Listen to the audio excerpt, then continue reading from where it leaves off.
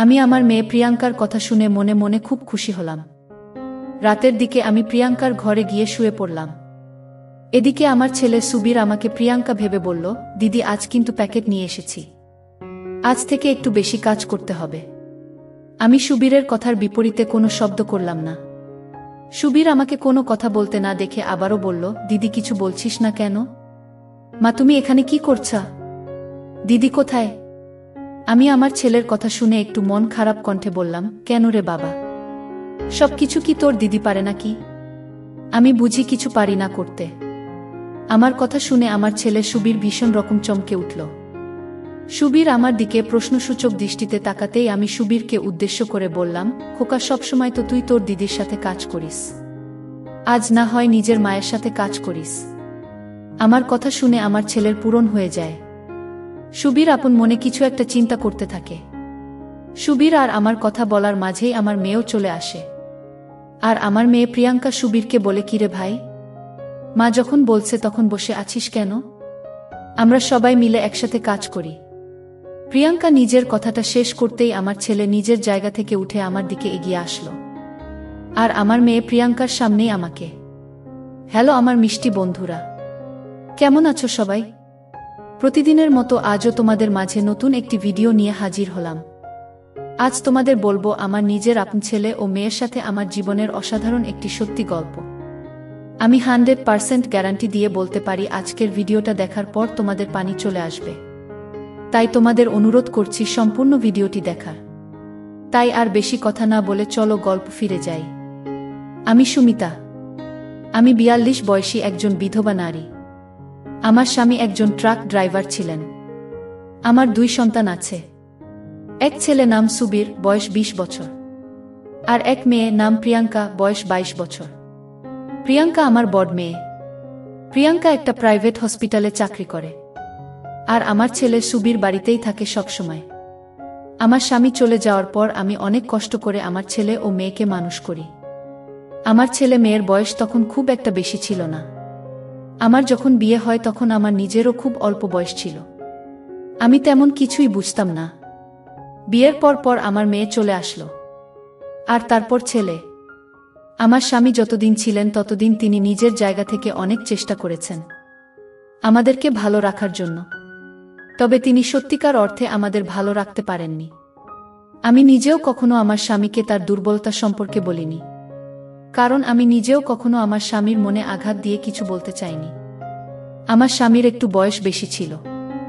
আমি মাঝে মাঝে আপন মনে ভাবতাম যে আমি হয়তো নিজের জীবনে অনেক ভুল করেছি। তা না হলে আমি কখনো এমন বয়স্ক লোককে বিয়ে করার কথা চিন্তাও করতে পারি না। মাঝে মাঝে ইচ্ছেও করত আমার স্বামীকে ছেড়ে দিতে, তবে সন্তানের কথা ভেবে আর ছাড়া হয়নি। তবে আমার মাঝে সব সময় বিষয়টা কাজ করত। দেখতে দেখতে সময় চলে যেতে লাগলো। একদিন আচমকা আমার স্বামী নিজেই আমাদের ছেড়ে চলে যায়। আমার স্বামী চলে যাওয়ার পর আমি ভীষণ রকম একা হয়ে যাই। আমার কোনো কিছুই কেন যেন ভাল লাগতো না। আমি রোজ রাতে স্বপ্ন দেখতাম আমার জন্য এক রাজকুমার আছে, কিন্তু সেই রাজকুমারটা আসলে কে সেটা আমি জানতাম না। রোজকার মতো আজও আমি দুপুরে রান্না করছি। এমনিতেই এখন খানিক গরম পড়েছে, তার উপর রান্না করতে আসলে আমি এমনিতেই ঘেমে যাই। আমি রান্না করতে করতে ঘেমে একদম ভিজে গেছি। আরও কিছু সময় রান্না করার পর আচমকা আমার কেন যেন মনে হলো আমাকে কেউ দেখছে। আমি পেছন ফিরে তাকাতে দেখতে পেলাম আমার ছেলে সুবীরকে। আমি সুবীরকে রান্নাঘরে দেখে খানিক অবাক হলাম, আর তাকে জিজ্ঞেস করলাম, কি রে খোকা, এখানে কি করিস? কিছু কি বলবি? আমার কথা শেষ হতেই সুবীর আমাকে বলল, মা তুমি তো একদম ঘেমে ভিজে গেছা, আমি কি তোমার সাথে কাজ করব? আমি দেখে বললাম, না খোকা, আমি নিজেই কাজ করতে পারবো, তুই গিয়ে পড়াশোনা করে। সুবীর আমার কথা শেষ হতেই আমার দিকে খানিক এগিয়ে আসছিল আর আমাকে বলল, মা এখন আমি পড়ব না, তোমাকে একটু সাহায্য করব। আর তুমি আমাকে একদম বারণ করো না, তুমি নিজের কেয়ার তো একদমই করে না, তাই আমি যখন তোমার কেয়ার করছি তখন তুমি আমাকে বারণও করছো পারবেন না। এই বলে আমার ছেলে সুবীর আমার সাথে হাতে হাতে কাজ করতে লাগলো। আমি আর কি বলবো, যেখানে সুবীর নিজেই আমার উপকার করতে চাইছে। সেখানে তাকে বারণ করা বা বাধা দেওয়াটা মোটেও উচিত হবে না। আমিও সুবীরের সাথে গল্প করতে করতে সকল কাজ করে নিলাম। সকল কাজ শেষ করে আমি চলে গেলাম স্নান করতে। স্নান করে নিজের ঘরে এসে ফ্রেশ হয়ে নিয়ে খাবার খেয়ে নিলাম। সন্ধ্যার দিকে আমার মেয়ে প্রিয়াঙ্কা হসপিটাল থেকে বাড়ি ফিরল। প্রিয়াঙ্কা বাড়ি ফেরার পর বেশিরভাগ সময় আমার ছেলে সুবীরের সাথে আড্ডা দিয়ে সময় কাটায়। আমিও এই বিষয়টা নিয়ে অনেক খুশি, কারণ আমার ছেলে মেয়েরা বাহিরের কোনো ছেলে মেয়ের সাথে কথা বলে বা আড্ডা দিয়ে কোনো ঝামেলায় পড়ে না। তারা দুই ভাই বোন মিলেমিশে থাকে। কথায় আছে না, এক মাঝে থাকে শক্তি। এমন করেই যদি আমায় সুবীর আর প্রিয়াঙ্কা মিলেমিশে সব সময় থাকে, তবে আমার আর কোনো চিন্তা থাকবে না। রাতের দিকে আমি নিজের ঘরে বসে সিরিয়াল দেখছিলাম। প্রায় ঘণ্টাখানেক সময় সিরিয়াল দেখার পর আমি জল খেতে নিজের ঘর থেকে বেরিয়ে খাবার টেবিলের সামনে গেলাম। আমি খাবার টেবিলের সামনে আসতেই শুনতে পেলাম প্রিয়াঙ্কা আর সুবীর অনেক হাসাহাসি করছে। আমি তাদের ভাই বোনের এমন হাসাহাসির কারণটা কি, সেটা দেখার জন্য প্রিয়াঙ্কার ঘরে উকি মারতেই যা দেখতে পেলাম, তা দেখার জন্য আমি মোটেও প্রস্তুত ছিলাম না। আমি একদম অবাক হয়ে গেলাম। আমি দেখতে পেলাম আমার মেয়ে প্রিয়াঙ্কা আর আমার ছেলের কাজ করছে আর হাসাহাসি করছে। তাদের দুই ভাই বোনকে এমন করে কাজ করতে দেখে আমার জল চলে আসলো। আমি সারাদিন একা বাড়িতে থাকি। একা বাড়িতে থেকে আমি বোর হয়ে যাই, তাই পাশের বাড়ির ভাবির সাথে গিয়ে আড্ডা দেই।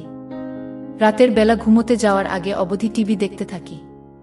এতে করে আমার মন মেজাজ পুরো খিটখিটে হয়ে যায়। আমার করার মতো কিছুই থাকে না। অথচ আমার ছেলে মেয়ে সারাদিন বাইরে নানা কাজ করে বাড়িতে ফিরে এসে দুই ভাই বোন একসাথে হয়ে আবার কাজ করে। আর তাদের দুজনের খুশি দেখে আমার ও কেন যেন হিংসে হতে লাগলো। এমন জীবন তো যদি আমি পেতাম তবে কতই না ভালো হতো।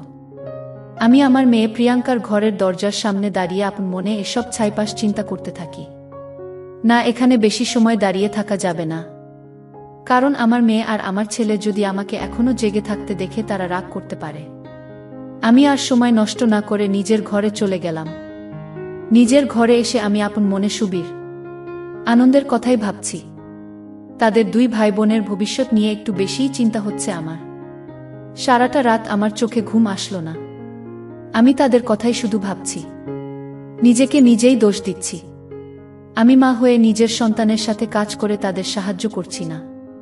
তারা দুই ভাই বোন আমার কথা ভেবে আমাকে যেন কাজ করতে যেতে না হয়, তাই তারা জীবন যুদ্ধ করছে। আর আমি কিনা নিজের মতো শুয়ে বসে সময় পার করছি। এটা তো মোটেও উচিত হচ্ছে না।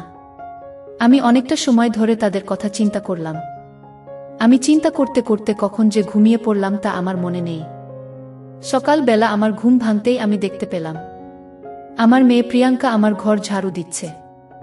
আমি প্রিয়াঙ্কাকে জিজ্ঞেস করলাম, কি রে মা, আজ কি হসপিটালে যাবি না তুই?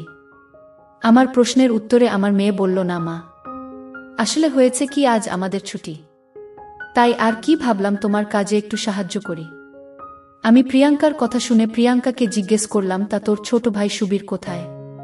প্রিয়াঙ্কা বলল, সুবীর তো একটু বাজারে গেছে, বাজার করে নিয়ে আসতে। কিন্তু কেন মা? সুবীরকে কোনো দরকার? আমি প্রিয়াঙ্কার প্রশ্নের কোনো উত্তর দিলাম না। আমি প্রিয়াঙ্কাকে জিজ্ঞেস করলাম, প্রিয়াঙ্কা, তোকে একটা কথা জিজ্ঞেস করার ছিল, তুই আমাকে সত্যি বলবি তো সব? আমার প্রশ্ন শুনে প্রিয়াঙ্কা খানিক অবাক হয়ে গিয়ে আমাকে বলল, হ্যাঁ মা, বলো কি কথা। আমি সত্যিটাই বলব তোমায়। আমি এবার প্রিয়াঙ্কা আর সুবীরের গতকাল রাতের ঘটনা জিজ্ঞেস করলাম। প্রিয়াঙ্কা প্রথমে আমাকে সত্যিটা বলতে না চাইলেও আমি জোর করার এক পর্যায়ে আমার মেয়ে আমাকে সব সত্যি কথা বলল। আমি প্রিয়াঙ্কার সব কথা শোনার পর প্রিয়াঙ্কাকে বললাম, ঠিক আছে, আমি বুঝতে পেরেছি সব, কিন্তু এখানে একটা কথা হচ্ছে যে তুই তো জানিস আমি সারাদিন বাড়িতে বসে থেকে বোর হয়ে যাই। আমি গতকাল তোদের কাজ করতে দেখে আমারও খুব ইচ্ছে হয়েছে যে তোদের সাথে কাজ করতে, কিন্তু আমি সুবীরকে এই কথাটা বলতে পারিনি। এখন আমি কি করব সেটা বল। আমার কথা শুনে প্রিয়াঙ্কা খানিক চিন্তায় পড়ে গেল।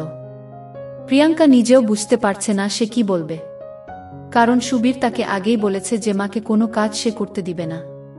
প্রিয়াঙ্কা কিছু সময় আপন মনে অনেক কিছু চিন্তা করল।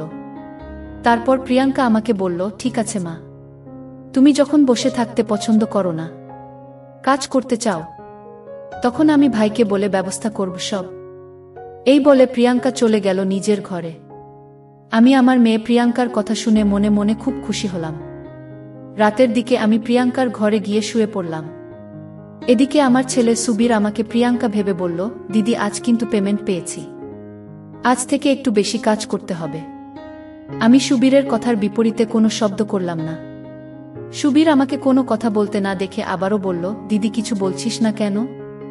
বন্ধুরা, ভিডিও মাঝখানে একটা কথা বলতে চাই। আমি তোমাদের আনন্দ দেওয়ার জন্য খুব কষ্ট করে ভিডিও বানাই, তাই তোমাদের কাছে অনুরোধ থাকবে অবশ্যই এই ভিডিওটি দেখে একটি লাইক করবে এবং সামিয়া ব্লগ চ্যানেলটি সাবস্ক্রাইব করে পাশে থাকবেন।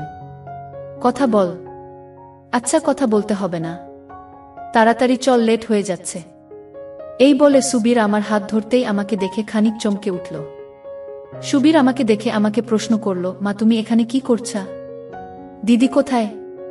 আমি আমার ছেলেদের কথা শুনে খানিক মলিন কণ্ঠে বললাম, কেন রে খোকা, সবকিছু কি তোর দিদি পারে নাকি? আমরা বুঝি কিছু পারি না করতে। আমার কথা শুনে আমার ছেলে সুবীর ভীষণ রকম চমকে উঠল। সুবীর আমার দিকে প্রশ্নসূচক দৃষ্টিতে তাকাতেই আমি সুবীরকে উদ্দেশ্য করে বললাম, খোকা সবসময় তো তুই তোর দিদির সাথে কাজ করিস, আজ না হয় নিজের মায়ের সাথে কাজ করিস। আমার কথা শুনে আমার ছেলেদের পুরুত হয়ে যায়।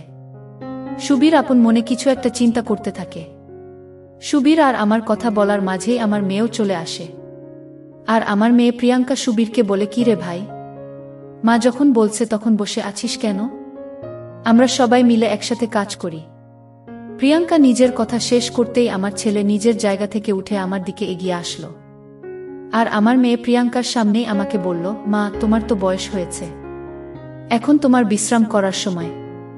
এখন যদি তুমি আমাদের সাথে পরিশ্রম করো তবে সেটা কেমন দেখায় না বলো? আমি এবার সুবীরের উপর খানিক লেগে গেলাম। আমি সুবীরকে বললাম, কি বয়স হয়েছে আমার? আমি এখনো কাজ করতে পারবো, আমার বিশ্রামের প্রয়োজন নেই। তুই আমাকে নিয়ে অনেক বেশি চিন্তা করিস, তাই তোর এমনটা মনে হচ্ছে। আমাকে আমার কাজটা করতে দেয়, তাছাড়া তোদের সাথে বসে কাজ করলে আমার নিজেরও ভাল লাগবে। আমার কথা শেষ হতেই প্রিয়াঙ্কা আমার সুবীরকে বলল, থাক ভাই, মা যখন এত করে বলছে তখন মায়ের কথা শোন। সুবীর কিছু বলছে না। তারপর সুবীর নিজেও রাজি হল আর আমার সাথে কাজ করা শুরু করল। আমি সুবীরের সাথে কাজ করে খুব শান্তি অনুভব করছি। মনে হচ্ছে আমার মনের ভিতর থেকে এত বছরের অশান্তিটা দূর হয়ে যাচ্ছে। আমার মুখে হাসির রেখা দেখে আমার মেয়ে প্রিয়াঙ্কা আমাকে বলল, মা তোমার হয়তো অনেক বেশি ভাল লাগছে আমাদের সাথে কাজ করে, খুব শান্তি পাচ্ছ হয়তো। আমি প্রিয়াঙ্কাকে বললাম, তোদের মতো পাগল ছেলে মেয়েদের সাথে গল্প করতে কার না ভাল লাগবে? তাছাড়া কাজ করছি নাকি গল্প করে আড্ডা দিচ্ছি, সেটাই তো মনে হচ্ছে না আমার। প্রিয়াঙ্কা তুইও বস না, আর সবাই মিলে মিশে কাজ করি। আমার কথা শেষ হতেই আমার ছেলে সুবীর আমাকে বলল, মা আমি সবসময় নিজের মাকে সেবা করতে চেয়েছি, তোমার কষ্ট হবে এমন কোনো কাজ আমি তোমাকে করতে দেব না। তোমার যদি এখন কষ্ট হয় তবে আমাকে দয়া করে বলা। আমি সুবীরের কথা শুনে মুচকি হাসি দিলাম। মা ভক্ত অনেক ছেলে দেখেছি আমি, তবে আমার ছেলের মতো মা ভক্ত ছেলে আমি আর দ্বিতীয় দেখিনি। আমি সবসময় আমার ছেলেকে আমার আদর্শে মানুষ করেছি, হয়তো এটাই তার ফল। তারপর আর কি, আমি আমার ছেলে সুবীর ও মেয়ে প্রিয়াঙ্কাকে একসাথে নিয়ে অনেক কাজ করলাম। সত্যি পরিবার সামনের দিকে এগিয়ে যায় পরিশ্রমে। আমি আমার ছেলে মেয়ের মতো ভালো সন্তানের জন্যই। এটা ভাবতেই আমার মনটা খুশি হয়ে যায়। বিধাতা আমার কপালে এত সুখ রেখেছেন, সেটা আমার প্রত্যাশার থেকেও অনেক বেশি ছিল। আমি সত্যি খুব খুশি। তো বন্ধুরা, এই ছিল আমার নিজের ছেলে ও মেয়ের সাথে আমার জীবনের একটি সত্যি ঘটনা। বন্ধুরা, আজকের গল্পটি যদি তোমাদের ভালো লেগে থাকে তাহলে অবশ্যই ভিডিওটিতে লাইক করতে ভুলবে না। আর এরকম নতুন নতুন গল্প পেতে আমাদের সামিয়া ব্লগ চ্যানেলটিকে সাবস্ক্রাইব করে পাশে থাকবে।